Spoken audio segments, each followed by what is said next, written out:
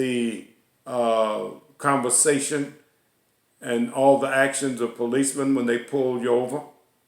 Everything is on video, brothers and sisters, because remember, a lot of times they're getting mad when you start videoing them with your cell phone. I've heard of cases where they grab the cell phone from people. So these hidden cameras will not, they'll be videoing without anybody knowing.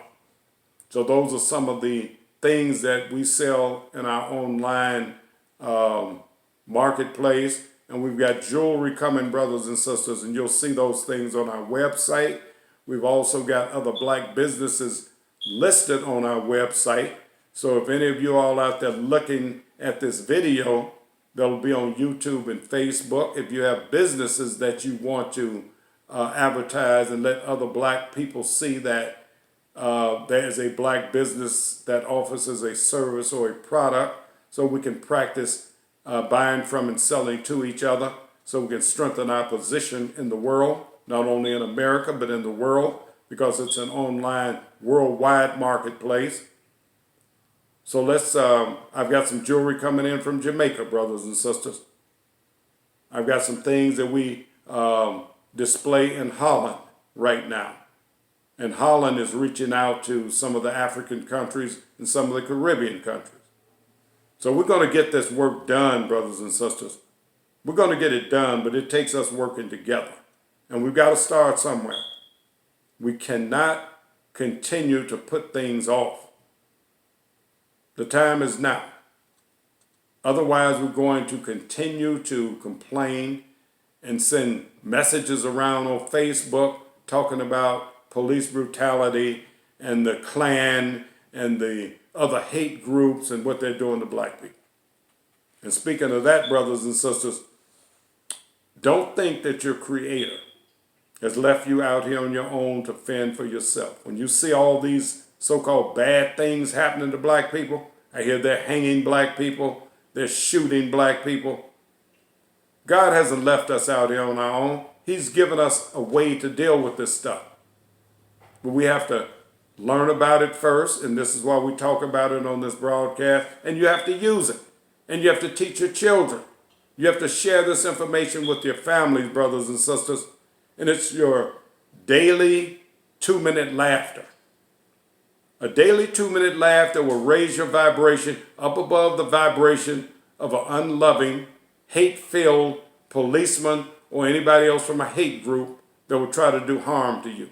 You have to be on a very low level of consciousness or vibration to do harm to another person.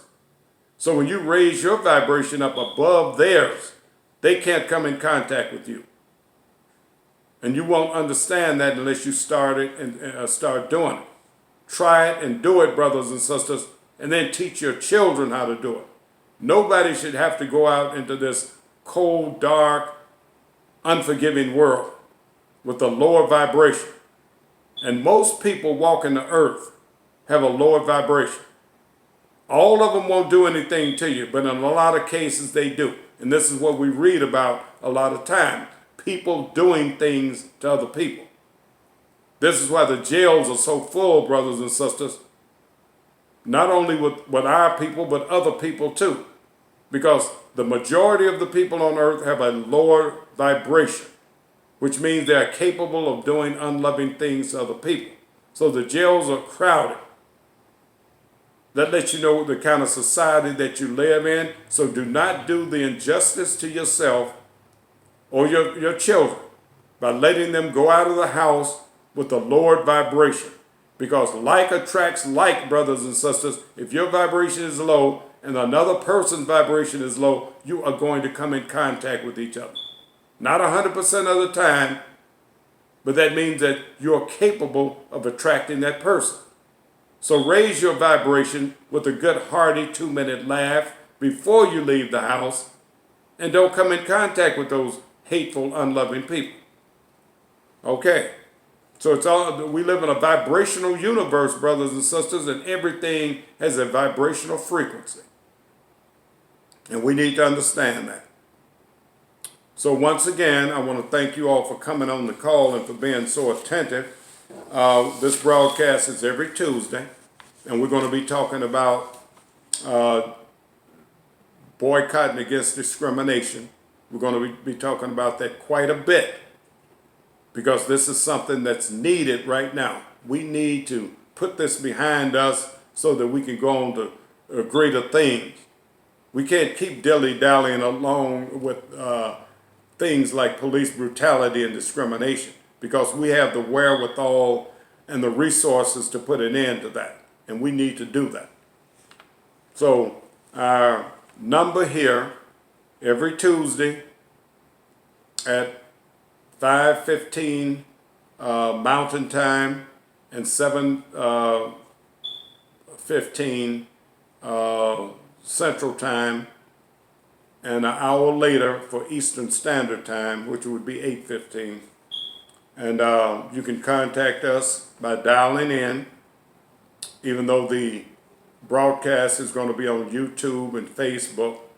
But if you want to hear this broadcast, you can dial in at 425 area code 436-6200. The access code is 480-867, and then you hit the pound sign. If you want to hear the recorded call, the number is basically the same. It's 425 area code 436-6202. And the access code is 480-867, and then you hit the pound sign twice. And it'll go right to this recorded call. So I want to thank you all for coming on the call and being so attentive. Now that concludes the video portion of the broadcast. I'm going to allow you all who are on the conference call to unmute your phones and speak up with any questions or comments that you may have. Thank you all for tuning in and for being so attentive, and God bless.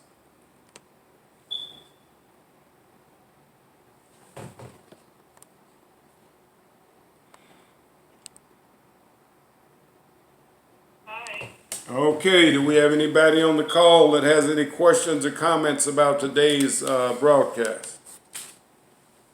It sounds like Miss Lois. Yes, it is. How are you? I'm good. Spreading the word on Boston. A lot of people do like it. Okay. It's needed here in Los Angeles, for sure. You're talking about the bad organization? Yes. Amen. Amen. It's needed around this country. Definitely. And I want to announce to everyone that I did receive my first check, and I copied it. Oh, your $500 profit sharing check from Recreating Black Wall Street. Okay. Okay. So just, like you said, copy it and send it out. Let people see that when we work together, we can receive money. And that's only on a small scale with the $500. So the more we do, the more we get involved in that, the more money all of us can receive. Sure. So it's about spreading the word and working the point. Yeah. Now I've got to drop your membership certificate in the mail. I tried to put your name in it here at the office, but that font is not letting it come out looking right. So everybody's going to have to write their own name in. I'll sign where I'm supposed to sign, and our other director will sign, but everybody who receives a certificate is going to have to put their own name in so that people can read it, so it'll be legible. Okay? I did find the membership incentive. Did you receive it? You're speaking of your membership enrollment form? Yes. Oh, yes, I received that. You're all filed away.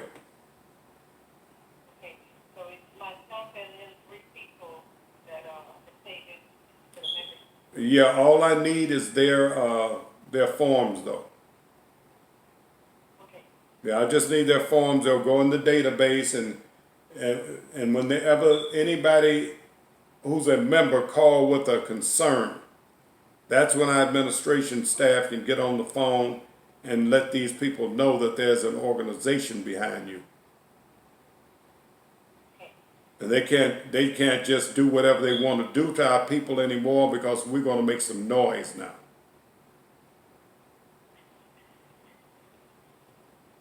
I really like that. Yeah, we haven't made enough noise. And from the broadcast today, and I'm not knocking the way anybody do anything, but marching and protesting is not speaking the language that America understands. Because marching and protesting is asking for stuff. Holding on to your dollars is demanding stuff. We're demanding what we want when we withhold our dollars. But we have to do it collectively, brothers and sisters. Just a few people holding your dollars is not going to make a dent in the bottom line of those stores. You got to make a dent. They have to see where they're losing money if they don't speak up for us. We're their most precious asset. We make them rich because we spend more money, and they don't even have to advertise to us. We spend more money than any other race of people. I did an article on designer items like purses and clothes and things like that, shoes and things.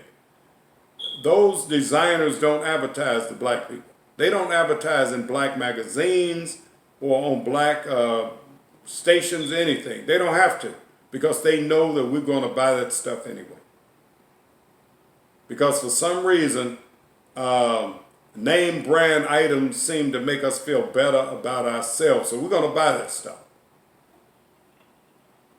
So we're constantly making people rich. And these same people that we're talking about, they need to be speaking up for us. And it's got to be done on a national level. It's got to be done collectively. Otherwise, it's not going to work. A handful of us is not going to make a difference.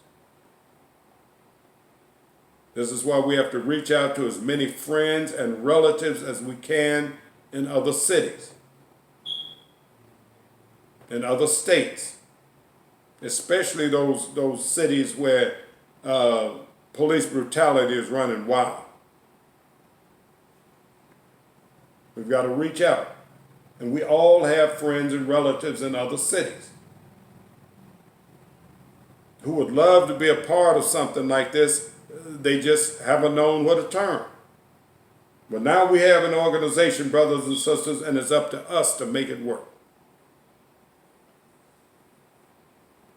Nobody else has this responsibility but us. And if we don't make it work, then we've got complaining to do. We're going to go right back to the complaining about what somebody else did to us. And we've got all this money among ourselves, which doesn't make any sense at all. So do we have any more questions or comments? Yeah, this is David. Yes, Dave.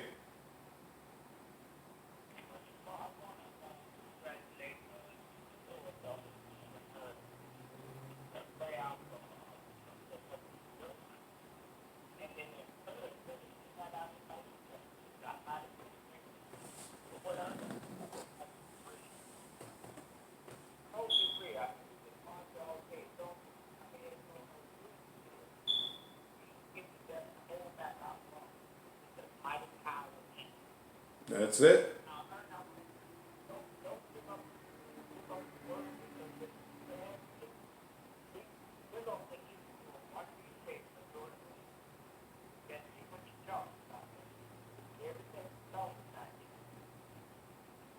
Okay.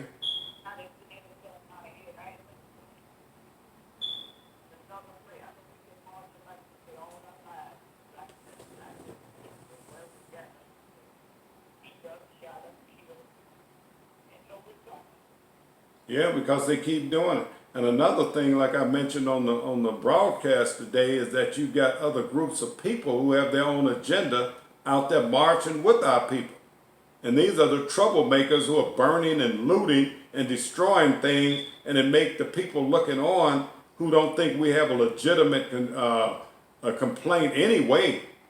You know, they're indifferent to our situation.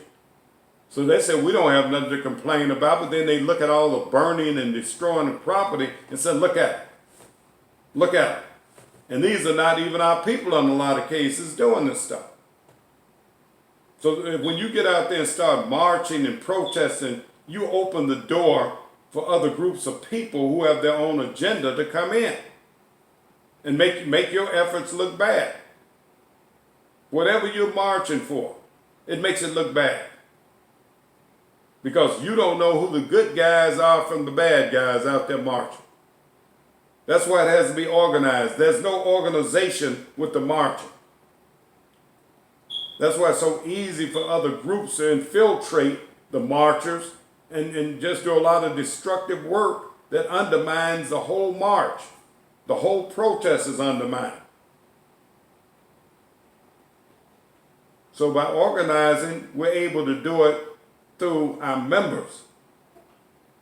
And we know who they are. The people who are paying $3 a month for membership dues. This puts the organization behind you. And we've got children coming up, Dave. All of our children need to be in an organization like this.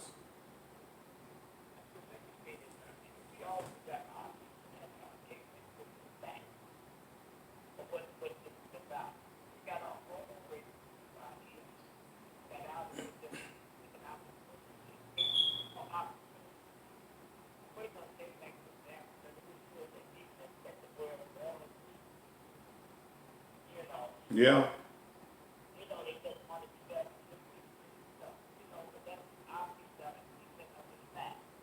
But all of them are not our people, though. Like I said, you got other groups of people infiltrating the marchers.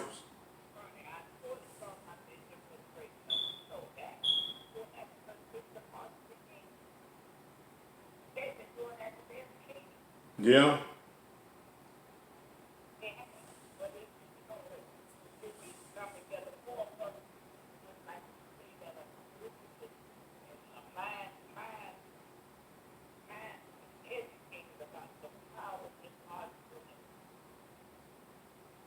And that's what it's all about. See, there's no organization in marching and protesting like that. But if you form an organization, then the word comes down, who are you going to boycott, how long are you going to boycott until we get what we want. That's what it's all about. But when you get out there randomly marching and just a lot of destructive stuff going on, nobody's listening to you. The people on the sidelines, instead of whatever you're marching about, they're criticizing the actions of the marchers. So the whole point of you marching gets lost in the shuffle.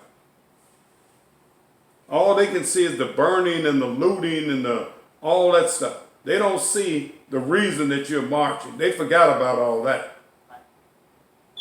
So now you're right back to square one.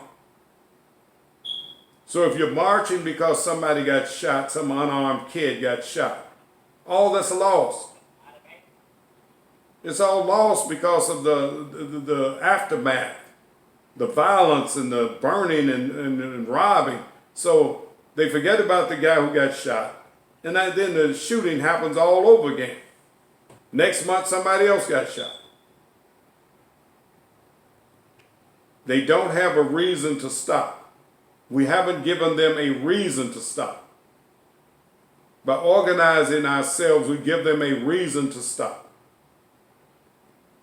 You hit them in their pockets where it hurts.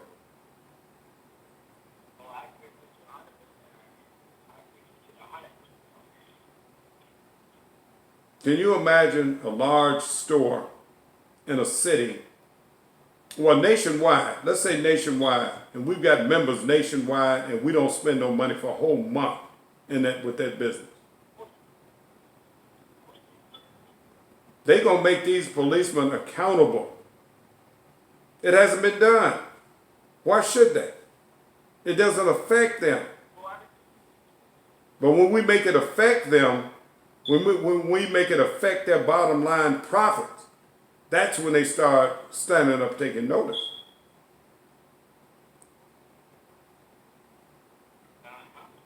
But we got organized.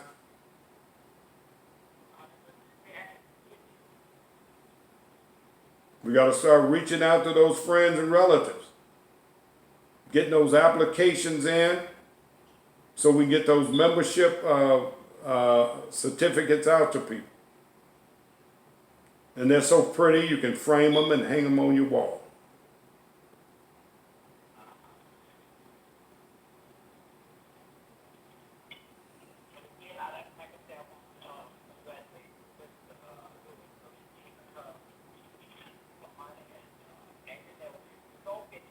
Yeah, she's a hard worker, Dave.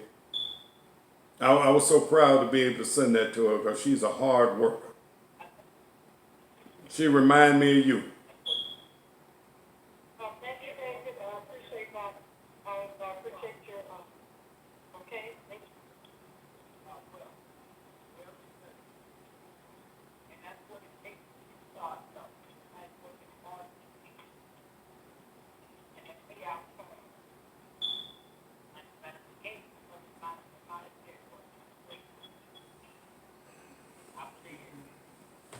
And see, you know, another good thing about organizing is, you know, you can present things to the organization later on down the road too, where you already have a large enough group of people to make some things happen. You know what I'm saying?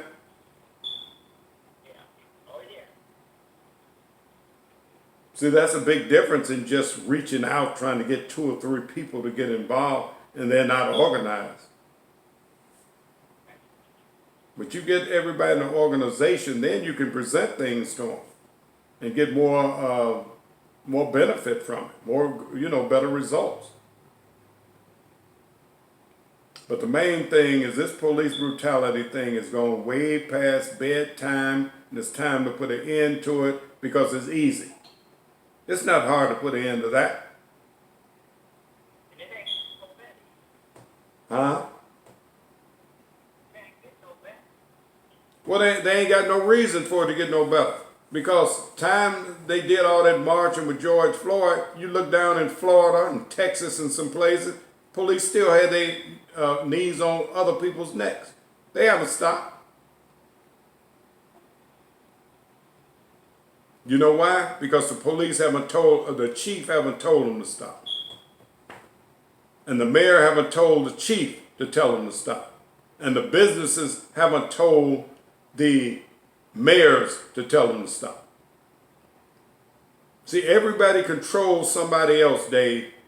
The business controls the mayor controls the police chief controls the police, and we control the business. Think about it. We control the businesses. And we never looked at it like that. We control the businesses because we make them rich. We spend our money with them. So we got more power than the business, the mayor, the police chief, or the police. Because we control the business. We got more power than all of them and don't know how to use it.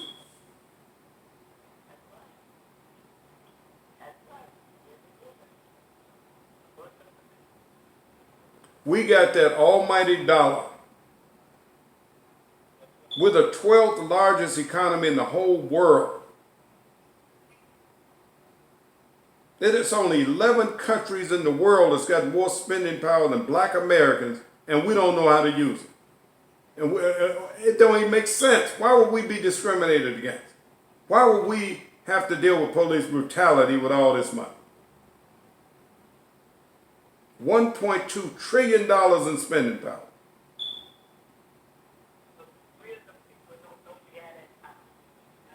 Well, that's why we have to organize. That's why we have to make it cheap enough for everybody to get in. $3 a month. Make it cheap enough for them first. Reach out to people who got a concern, who got a legitimate beef, who've been victimized in the past, or know some relatives or friends who've been victimized. Get them in the organization. So if it ever happens again, our people on the phone.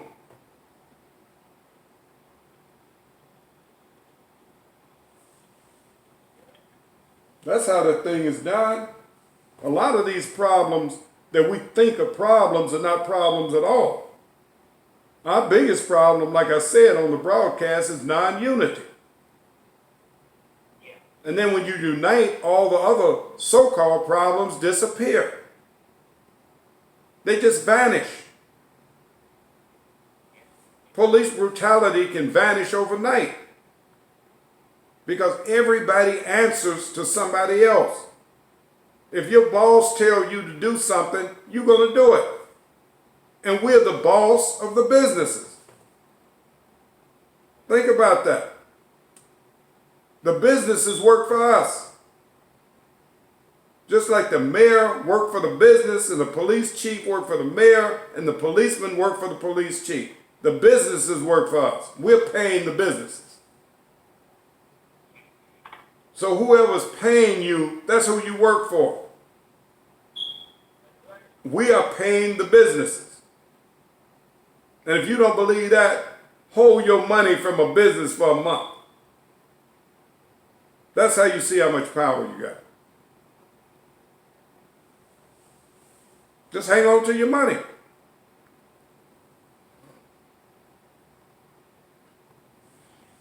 So do we have any more questions or comments from anybody on the line? I know we invited some new people on. If any of y'all have any comments, please speak up. Huh?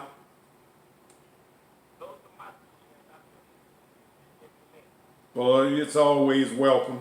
It's always very uplifting.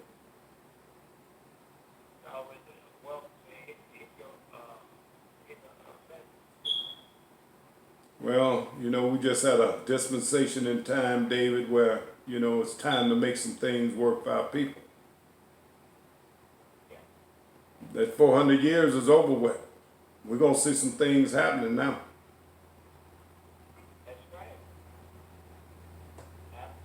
That 400 years was up in 2019. It can't do nothing but get better. And everything that you see going on right now today in the world is moving toward things getting better for us. I don't care what it looks like. Everything is working together to make things better for us because that 400 years is over. 400 years of bondage is over with.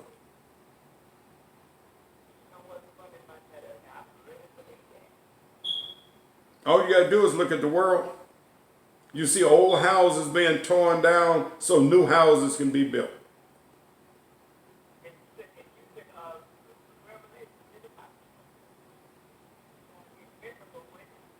Well, you know, I did that message on YouTube. I don't know if you saw it or not, called God's Solution for Saving America. I don't know if you saw that or not, but it's on YouTube, part 1, 2, and 3. Well, if you get a chance, especially part 3, look at part 3, God's Solution for Saving America. It talks about the same thing Revelations talk about, the old house being torn down.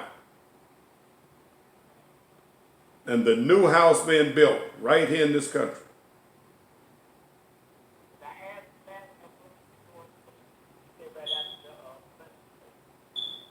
Did you say what?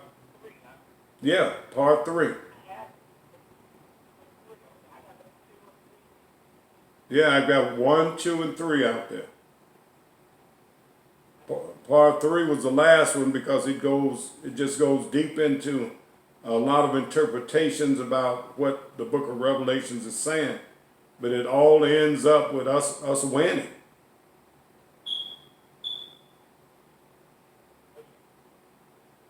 If anybody ever wanted to know what happened, just read the back of the book. We win. We win. I read the back of the book. We're the winners in this thing.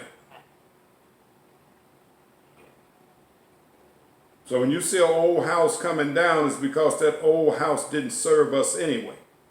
Even though a lot of our people got used to it, they got used to discrimination and inequality, and they just, you deal with something long enough, you get used to it, and you think that's the way it's supposed to be.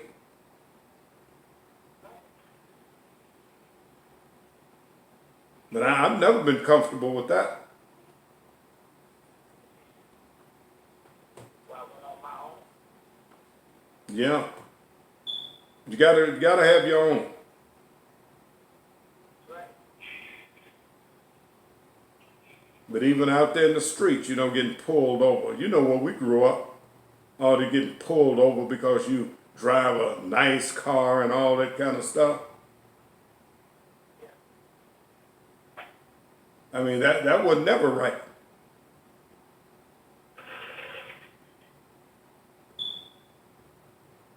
Not because you speeding. I've seen police go past me and make a U-turn in the middle of the street to come behind me. Because I always like nice cars.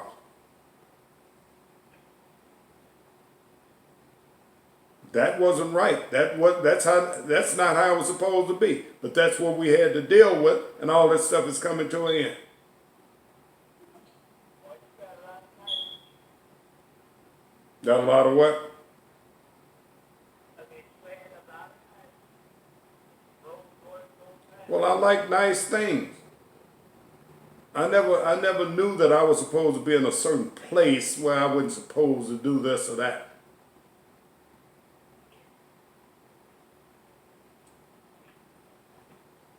Yeah, I mean, a lot of people know their place. I don't know mine. Not because of the God that I serve, I don't know a place. Because of who my father is, I don't have a place like that. My place is beside him, on his right hand. I mean, we grew up in a certain neighborhood, but that don't mean we got to stay there, now does it? It didn't mean we had to stay there. That was all our parents knew. So we had to play that hand, that was dealt us, but you didn't have to stay in it. And we both proved that. Not only that, I'm saying, that's the thing, they get it quick. Say what? I'm saying, they don't try to Oh yeah. Well, they did the best they could for the time, like moving to Chicago and where they had jobs and all that. They did the best. They moved to where the jobs were.